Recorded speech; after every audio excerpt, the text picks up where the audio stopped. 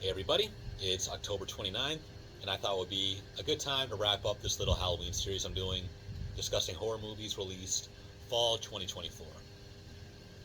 After a very aggressive August and September, it's actually a pretty sparse October. Don't have too many things to discuss. They did release a movie called Seeds just last weekend, but unfortunately it's only playing downtown, and driving into the city is something that is not going to happen this week, so I'll see that movie when I can. So we're going to start off with the big movie right now, that being Terrifier Part 3. I've enjoyed all three Terrifier movies so far, and this one is probably my favorite one. Because Part 1 I thought was too sparse on plot and characters, but Part 2 was way too long, and they were also starting to unravel some of the lore of Art the Clown and the surrounding universe in a way I wasn't really a fan of. So I like the way they've kind of taken a step back, being a little bit more vague, and shortening things up a bit.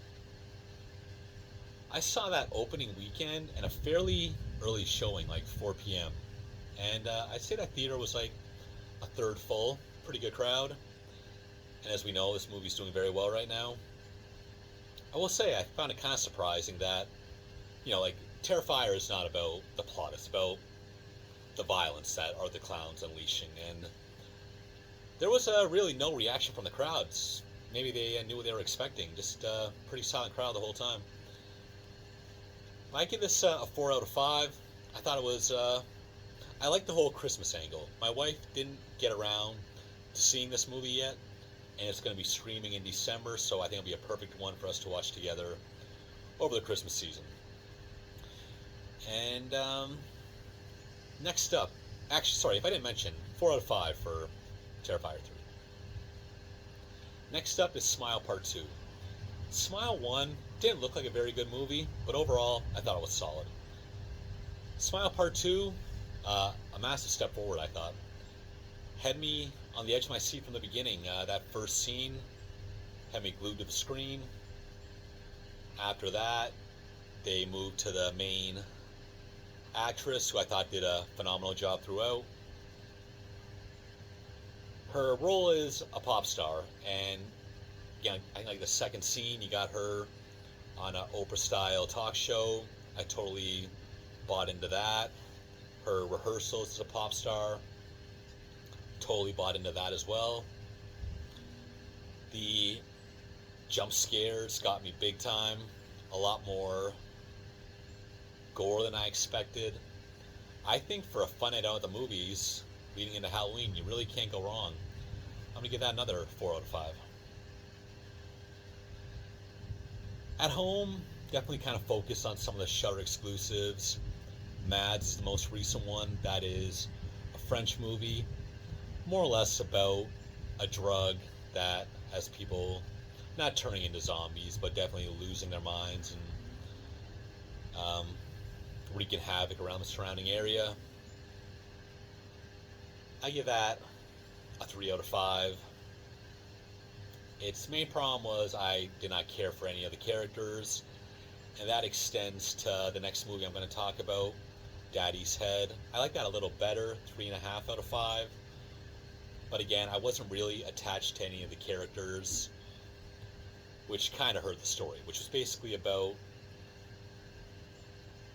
a father who passes away, leaving a son and a wife slash stepmother in its wake.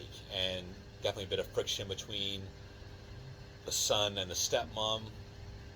And the son starts having these visions, or are they visions, of his father deep in the woods, and also making appearances within the house.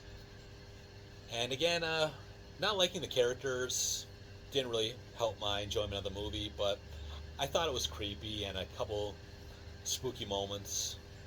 I checked that one out again at the time. I watched a movie called All Hallows Eve Inferno, an anthology that I'm not sure if it's connected to the first All Hallows. Sorry, there are two All Hallows Eve Halloween anthologies, the first one of which introduced Art the Clown. Whether it is or isn't part of that series, definitely not as good as those two. It just didn't have the Halloween feeling to me for a Halloween anthology. That was its main problem.